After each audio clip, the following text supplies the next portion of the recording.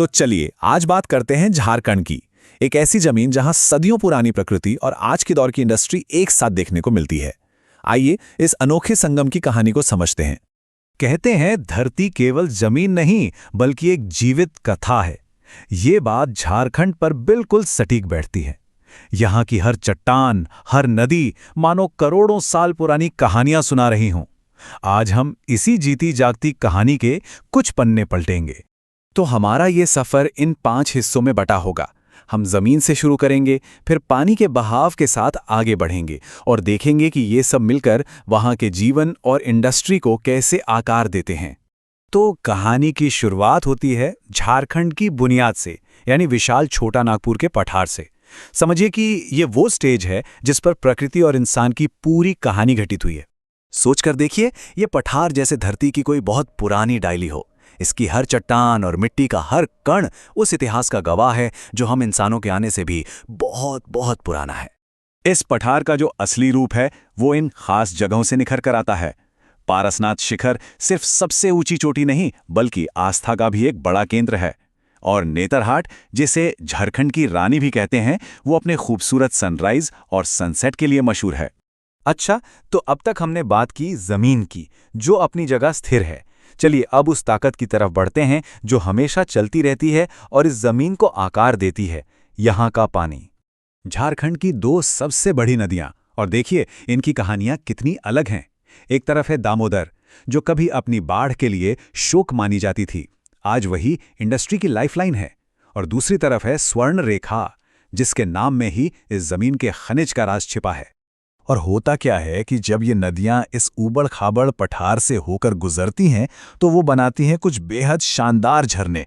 ये झरने सिर्फ पानी का गिरना नहीं है, ये तो झारखंड की कुदरती खूबसूरती की पहचान है। अब हम उस मोड़ पर आते हैं जहां इंसानी दखल की कहानी शुरू होती है, और दामोदर नदी की कहानी से बेहतर इसका कोई उदाहरण हो ही नहीं सकता। एक जमाना था जब दामोदर का नाम सुनते ही लोगों के मन में डर और तबाही की तस्वीर बन जाती थी। इसे यूं ही झारखंड का शोक नहीं कहते थे। हर साल इसकी बाढ़ से न जाने कितनी जाने और माल का नुकसान होता था। तो ये कहानी है एक आपदा को अवसर में बदलने की। देखिए, समस्या थी विनाशकारी बाढ़, समाधान निकाला गया इंजीनियरिंग का कमाल, डैम बनाना, और नतीजा, इसने तो पूरे राज्य की तस्वीर ही बदल दी। और इसका नतीजा क्या हुआ? आज उन्हीं बांधों से जो बिजली बनती है वो देश के बड़े बड़े स्टील प्लांट्स और माइंस को चला रही हैं। सही मायनों में ये शौक से शक्ति तक का एक सफर है। तो हमने नदी की शक्ति की बात की। चलिए अब जमीन के नीचे छिपे उस खजाने पर नजर डालते हैं जो इस शक्ति के साथ मिलकर झारखंड को एक इंडस्ट्रियल पावर हाउस बनाता है। झारखंड को भारत का मिनरल हार्ट या खनिज हृदय यूं ही नहीं कहा जाता। इसके पीछे एक बहुत बड़ी वजह है। ये उपाधि ये बताती है कि हमारे देश के इंडस्ट्रियल डेवलपमेंट की जो धड़कन है ना, वो असल में इसी जमीन के नीचे से आती है। यहाँ साफ साफ देख सकते हैं कि कैसे जमीन के नीचे का कच्चा माल देश की इंडस्ट्री की शक्ल ले लेता है। लोहा जाता है स्टील प्लांट्स में, कोयला पूरे देश को बिजली देता है, और बॉक्साइट, तांबा माइनिंग और प्रोसेसिंग की जान है। तो जब इंडस्ट्री, बिजली और सिंचाई ये सब एक साथ मिलकर काम करते हैं तो एक ऐसा इकोसिस्टम बनता है जो खुद को सपोर्ट करता है। इससे सिर्फ इकोनॉमी ही नहीं बढ़ती बल्कि वहां रहने वाले लोगों को भी सहारा मिलता है। तो अब तक हमने जमीन, पानी और इंडस्ट्री की बात की। चलिए अब इन सबको जोड़ते हैं उन लोगों से जो इस जगह को अपना घर कहते हैं। झारखंड के आदिवासी जीवन को समझने के लिए इन 3 चीजों को देखना बहुत जरूरी है। जंगल, वो तो उनकी रीढ़ की हड्डी हैं। नदियां सिर्फ पानी नहीं बल्कि जिंदगी का बहाव हैं। और प्रकृति, जिसके साथ उनका रिश्ता सिर्फ लेने का नहीं बल्कि साथ जीने का है।